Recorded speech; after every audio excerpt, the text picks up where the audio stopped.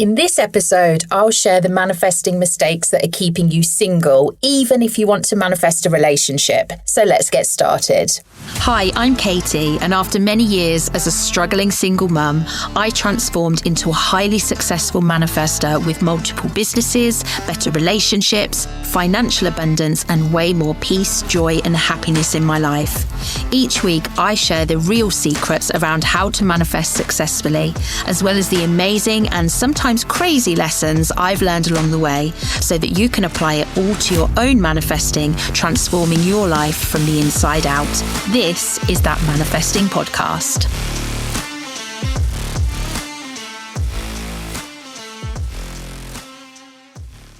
Welcome back to That Manifesting Podcast. Now, in this episode, we're going to be talking all about love.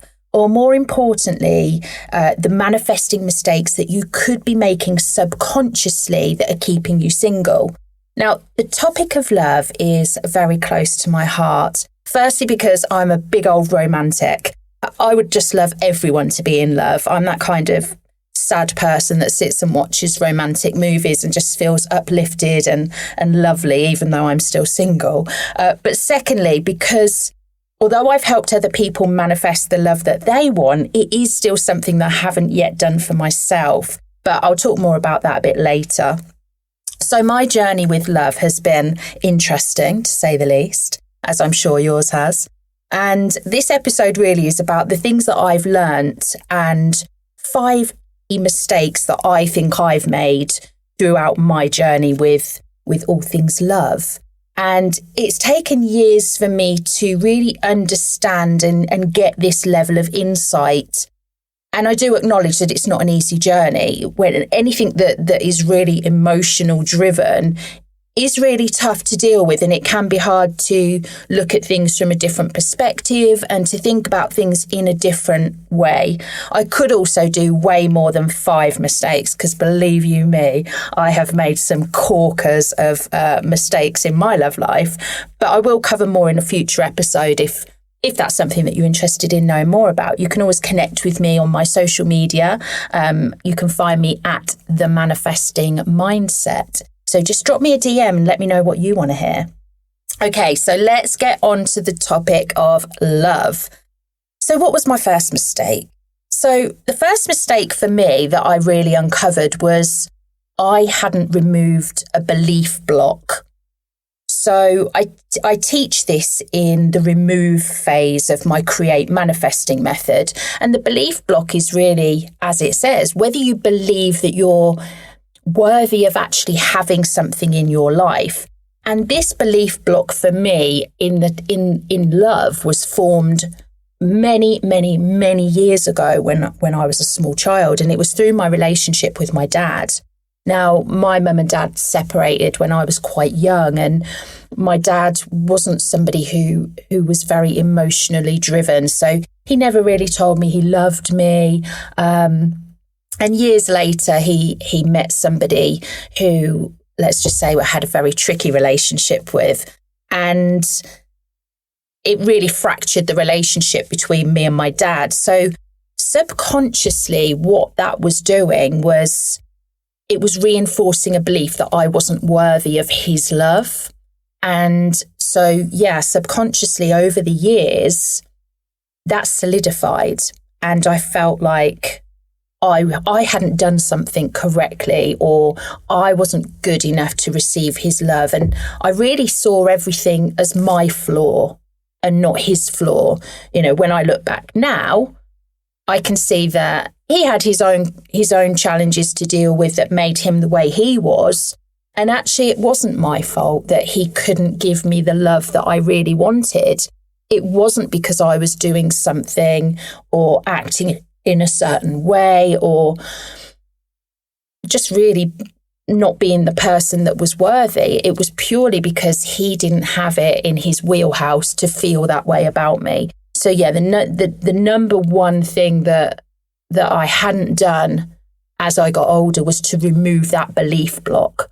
That had to happen for me to be able to have a successful relationship, and that belief block of not being worthy of love was a recurring pattern throughout my teenage years and into my adult life.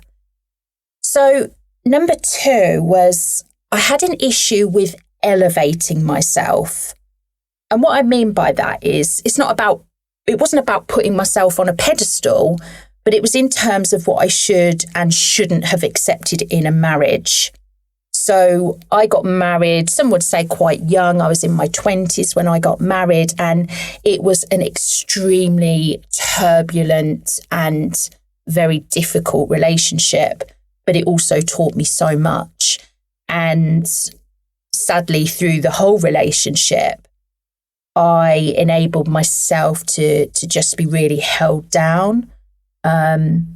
I didn't live up to my full potential, and I allowed myself to get carried away with the toxicity of that relationship. And really what I should have been doing was elevating myself. I allowed him to control my emotions, to control how I felt, to control what sort of a day I was going to have, when actually I should have been elevating myself. My happiness was put onto him and how he felt and how he thought the relationship was going, and that determined my level of happiness rather than taking control of elevating my own self. I just didn't live up to my full potential. But actually, in the same token, I also didn't take responsibility for my part in the failure of the relationship. Back in my marriage, there was a lot of blaming that went on between the two of us. But actually, there was some responsibility on my part, even though I would still say that there was a lot that I couldn't control, and I couldn't have made that relationship work no matter what. However, I had to take responsibility for my part in the failure. And that is part of elevating yourself. So I had to take responsibility for the fact that I allowed somebody to hold me down. I allowed somebody to dictate whether I was happy that day or not. I allowed somebody to tell me how I should act and what I should do with my life. So there was an element of, and I think this is a big element in relationships when they break down, there's always that blame culture. He did this or she did this. And really what we have to do is take a look at ourselves as part of elevating our own self. We have to take a look at what we've done. What have we done that's played a part? And it doesn't mean that you're at fault. It just means you understand that you have responsibility for your own decisions and your own actions. Now, that said, there are some things that I had to be very strong about, and I did that. This was not an easy relationship. This was a very, very difficult relationship. At times I didn't feel safe. So I had to be very careful about how I maneuvered that relationship, really just to keep myself safe. So there were parts that I couldn't have stood up for myself in the way I'd have wanted to, because overall, through everything, I had to keep safe. But actually, there were still things that I had to take responsibility for. It doesn't mean I was to blame. It just means that I was taking responsibility. So yeah, number 2 was really about having an issue with elevating myself. I put myself too much in the hands of other men. From my marriage onwards, the men decided how that relationship would go, and I pinned what I felt on their actions and their thoughts. So the third one was I wasn't taking the right action. So after my marriage had ended, I then really relied on that subconscious block I talked about before, of the belief block of not being worthy. And I almost set out to prove that I was worthy. And so my life just became a pattern of unavailable men. If a guy had any sort of issue, bingo bango, I wanted him. If there was a guy that was unavailable emotionally, yes, please, I'll have him too. And any nice guys, I would kind of reject, because subconsciously what I didn't realize at that time was I was taking actions of chasing these unavailable men, basically trying to subconsciously fix that original relationship with my dad. And then I guess with my ex-husband, I wanted to prove that I was worth something. I wanted to prove that the guy who says he'll never be able to love you could love me. And that was what I did for a long time. And actually, the interesting thing, my actions were really weird to me. So I would meet a guy and, you know, my mum or my sister, my friends would say, absolutely not, Katie. He is a nightmare. Stay away from him. And it would be like this siren went off in my head, like, beep, beep, beep, chase him, chase him, chase him. And that's what I would do. And I would sit there and think, why am I doing this? But I couldn't stop myself. And that's because I wasn't taking the right actions. I was driving and delivering on my actions based on fear, based on my blocks. And that was never going to end well. So I did spend a long time chasing unavailable men. So yeah, not taking the right action.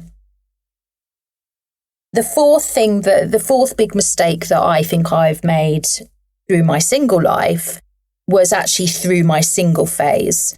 So I hadn't emerged as that version of me that was in a happy relationship, and my stories didn't support my goal. So what I mean by that is, think of yourself in the happiest relationship you've either ever been in or would like to be in. And think about how you would feel as a person. Think about the actions you would take. Think about the beliefs you would have. You might get up in the morning and feel just light and happy and everything's wonderful with the world. And I wasn't living as that version of me.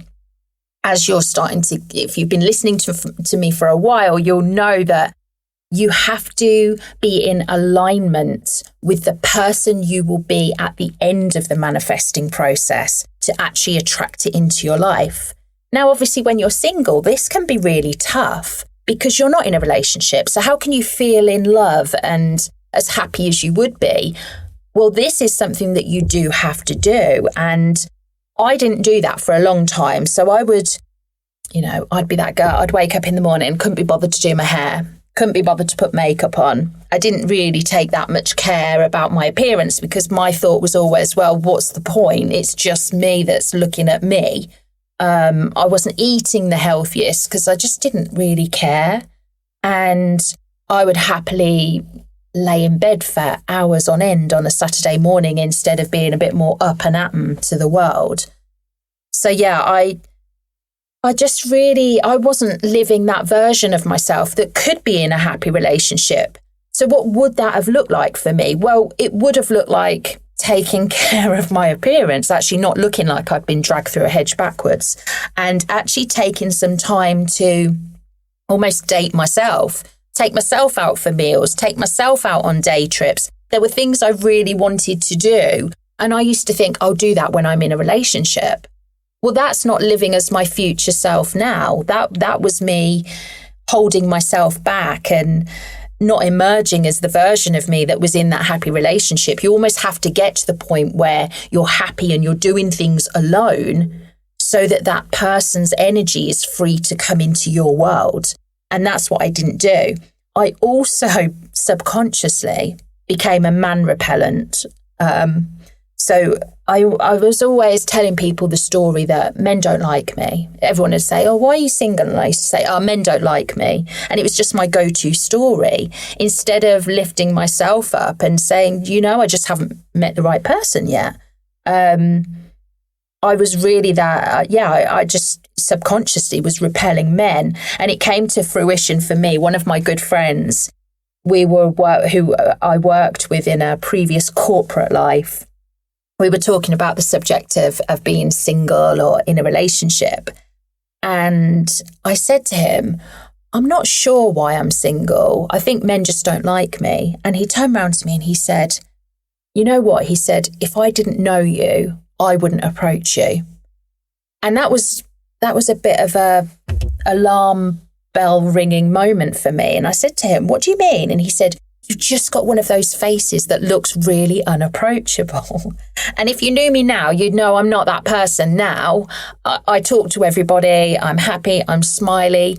But when I reflected on it, I was allowing myself to project an image of me that wasn't that version of me that was in a happy relationship. I did have that horrible resting bitch face all the time. And I was telling people that men were awful. They weren't worth my time. Men didn't like me anyway. So everything I was putting out into the world, either through my actions, through my beliefs, through the stories I was telling everybody else, was purely based on repelling men. So it's no wonder I didn't meet anybody. So yeah, that's number 4, not emerging as the version of me that was in that happy relationship. And number 5, this was one that really changed a lot for me in how I perceived love. And it was, I didn't trust the things that were happening in my love life.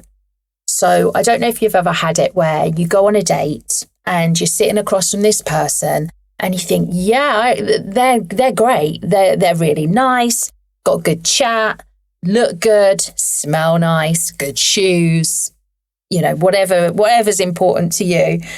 But then you start getting those mind things going where it's, well, this must be too good to be true. Or what's wrong with them?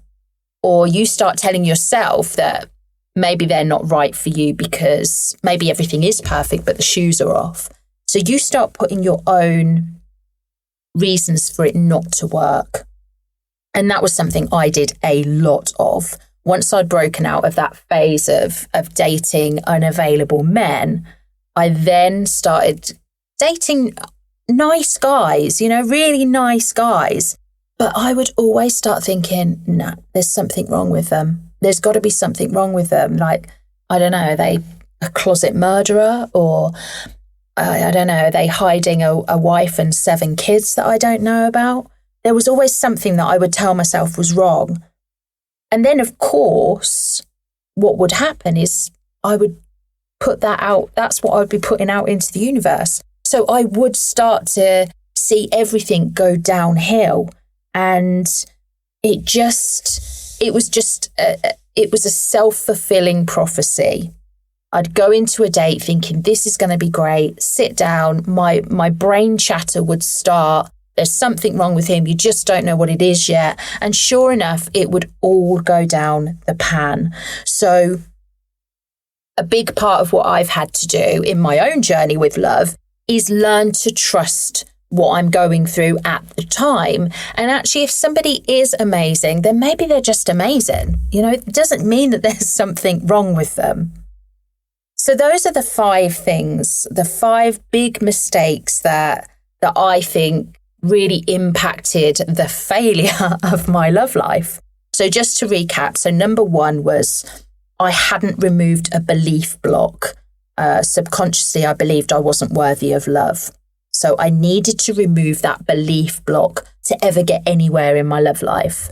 Number 2, I had an issue with elevating myself. So I wasn't holding myself to good standards. I wasn't doing what I should do to live up to my full potential. Number 3, I wasn't taking the right action. I was chasing men that I shouldn't have been and just not taking inspired action that would lead me on the right path to finding the love that I really wanted to find. Number 4, I didn't emerge as the version of me that was in a happy relationship and my stories didn't support my goal. And number 5, I didn't trust the things that were happening and I kind of put the blockers on it myself. So those are the 5 big mistakes. But where am I now? Well, I'm still single. But the difference is, I know I want love and I know I could find love and I have been asked out on dates, but I always seem to decline them. I met a guy a few weeks ago and he seemed lovely and he asked me out and at first I said yes and then I declined. And I don't know why, I just did it. And some of the reasons I decline dates now are because of my standards, because, I still attract some unavailable men. But luckily now I know to say no to them. And I do say no to the unavailable men.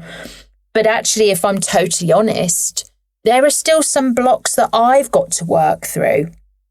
And I will do those using my own Create method. But right now, I think I'm not willing to work on some of them yet. I'm actually really happy to be single right now because I spent a long time being very unhappy single. Whereas now I'm happily single. If someone came along, wonderful. But at the moment, I'm happy with looking after myself and dating myself, taking myself to places and just enjoying this version of me that isn't so bloody miserable to be around all the time.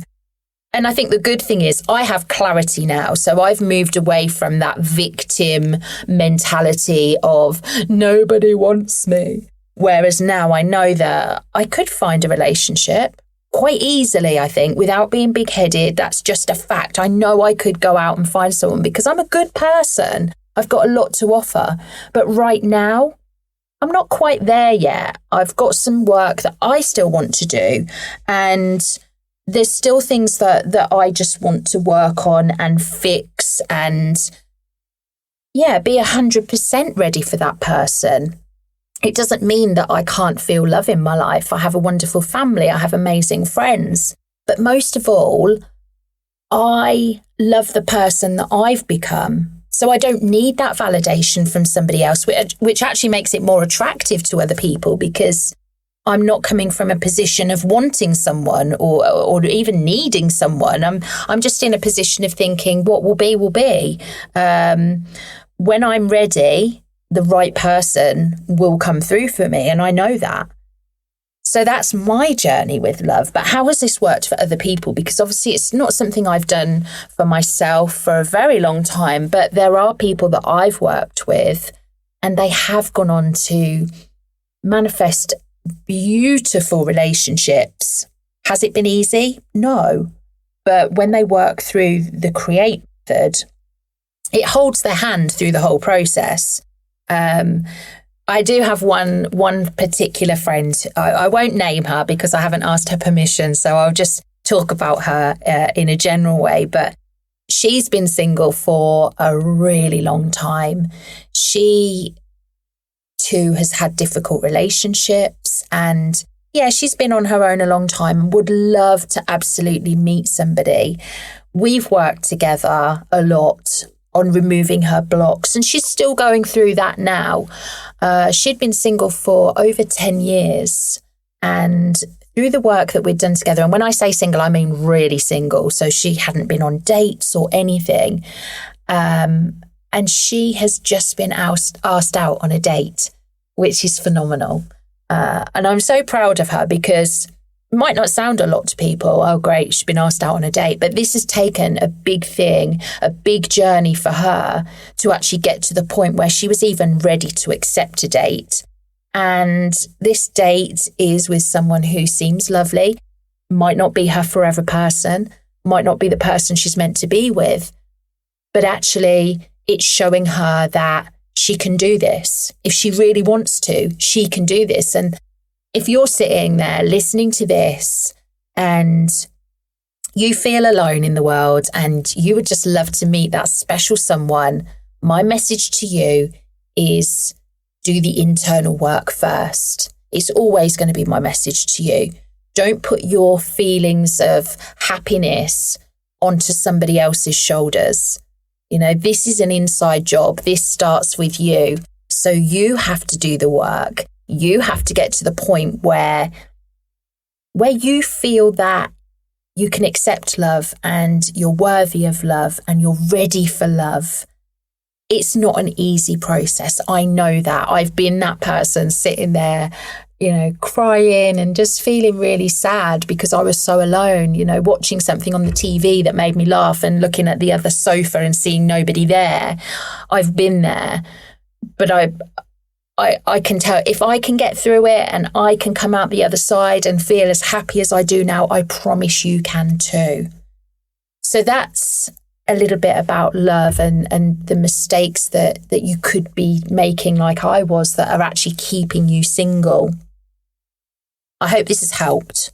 But before I go, if you want to go into this in more detail, I've got something really exciting for you if you are trying to manifest more love in your life. So every month, I run a 1-hour live Zoom training event.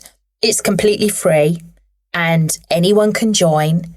So if you would like to come along to one of those and get an invite to one of the events that's going to be about love, then all you got to do, just drop me a DM on Instagram or Facebook or TikTok.